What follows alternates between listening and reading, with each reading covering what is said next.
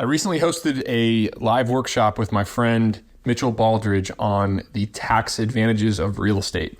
We cover bonus depreciation, cost segregation, 1031 exchanges, all the different ways that real estate and all the different things that make real estate the most tax efficient business in the world. So if you want to learn more about Mitchell and what he does, visit recostseg.com. And here is a replay of the workshop that we hosted a few weeks ago. Thanks for listening. This is the ultimate takeaway that I want everybody in this call to take away from. And it's amazing how many, Mitchell, you tell me all the time, I just got on the call with a real estate investor who buys millions of dollars worth of buildings, and they did not know what bonus depreciation was. They didn't know what it was. So if there's one thing we can teach, it's bonus depreciation, what it is.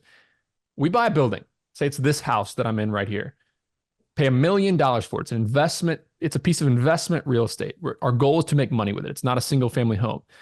If I buy a mouse, if I buy a computer mouse, this is $30. I get to deduct $30. Year one, it's just a write-off.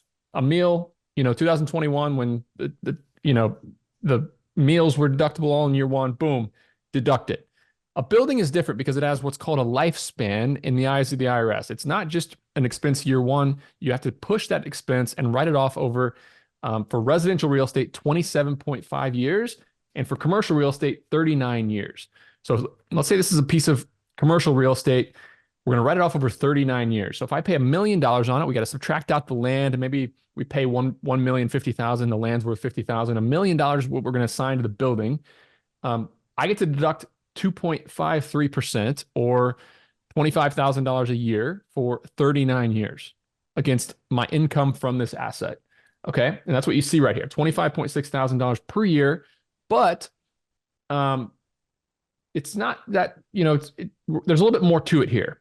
But down at the bottom of this slide, you can see that $60K of net operating income, meaning if I'm going to make $60,000 a year of profit from this business, I can deduct $25,000 from it, even though it wasn't a real expense. Even though that full $1 million, maybe I borrowed some of it, maybe I'm paying for it over time. 42% of my net operating income is basically shielded from this straight line depreciation over this 39-year time period. But there's a lot of things that have quicker depreciation schedules. They have shorter lifespans, meaning the landscaping outside, that's not 39 years. Mitchell, you tell me, maybe it's what, 5 years, 7 years? Yeah, 15. Yep, 15. Landscaping, 7, sidewalks, 15, parking lots, 15. Yeah. Yep. Stormwater infrastructure, if I'm putting drainage ditches in, if I'm putting underwater stormwater, we built a self-storage facility in upstate New York, and we had a ton of earthwork and stormwater infrastructure. Boom, $300,000 of expenses on our $2 million project was directly, applicable to what's called an accelerated depreciation and eventually bonus depreciation. So all these different parts of the building that you're reading right here, these are depreciable quicker. So how does this work? Well, there's something called bonus depreciation. All this stuff that is 15 years and under lifespan, there's a little chunk in the tax code, a little piece of the tax code that allows us to deduct it all in year one, or a part of it in year one. It's 2018. In 2023, last year, it was 80%. And in 2024, this year, it's 60%. Next year, it's going to 40%. But it's actually back in the House and in the Senate to potentially go back up to 100%. We think it's likely. We just don't know when. But this is what becomes kind of a game changer. And if you work through this example, we have $1 million building, 800,000, let's say $200,000 of it is land. We have $800,000 that we apply to the actual building. Let's say that's 30% of the value after we figure out the sidewalks, the stormwater, the movable walls, the appliances, the HVAC. Let's say 30% of that value, or about $240K, is 5 to 15 year lifespan. Boom. That $240K is bonus depreciation eligible, of which this was actually created last year. We need to update this slide. But of this, 60% in 2024 could be taken as year one depreciation. Boom. That's literally $160,000 that we can take as a year one deduction. And remember, our building might only make $60,000. So last year, the numbers on this are from last year. Boom, you get a net loss of $132,000. Mitchell looks like he's running the math. I'm going full account. You basically put $500,000 to buy a building down in cash if you're using half bank debt, half equity, and you can get 26% of that last year as a deduction against your income.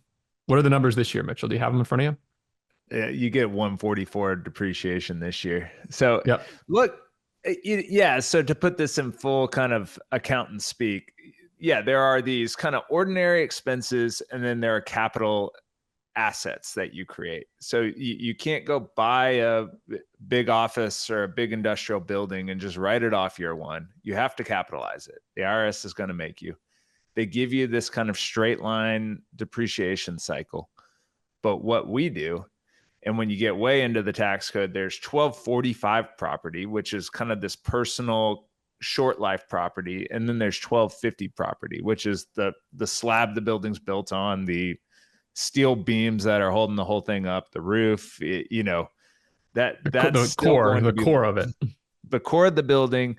So if this is an airplane hangar and there's no, it's just steel walls, that's going to mostly be long life property. But when you get into a dentist's office, there's going to be tons of build out that is all short life property. Or an Airbnb with a pool out back and a deck and landscaping and a big old mini golf putt course in the back and a paddleball court. Yeah, those get to where there's a ton of this short life property. Or a self-storage facility with a lot of movable walls. Some of our self-storage facilities came back about 30% of 30% of the purchase price was a short life.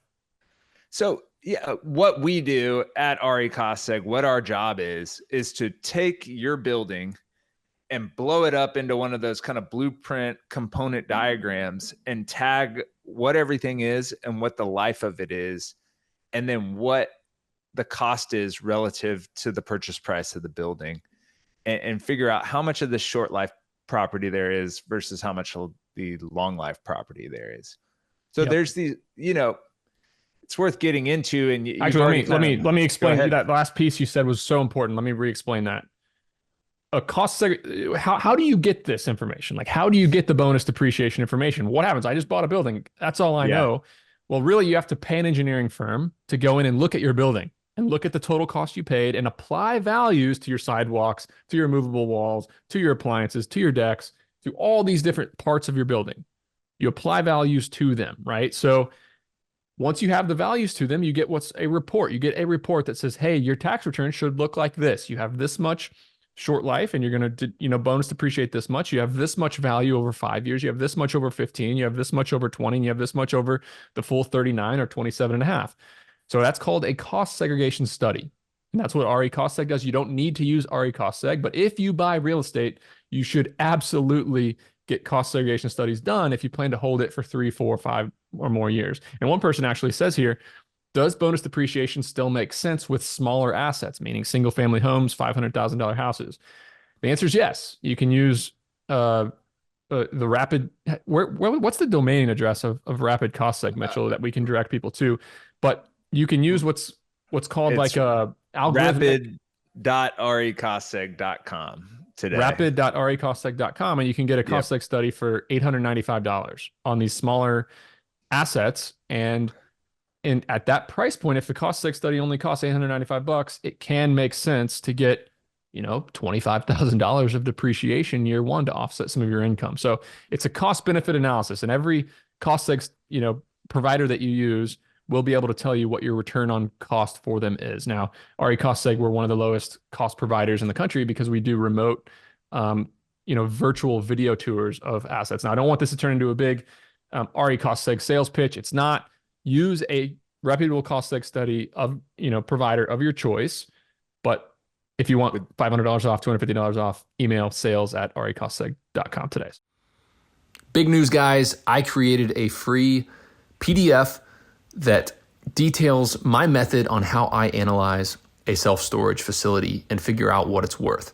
Give me a pen, the back of a napkin, and a couple metrics, and I can figure out about what the property is going to be worth to me. If you want to download this PDF, click in the show notes, the first link, and you can give me your email address and you get a email right away with 4-page PDF that outlines exactly how I think about underwriting or giving my initial analysis on a self-storage facility. Again, click the link in the show notes and you're going to get that document for free.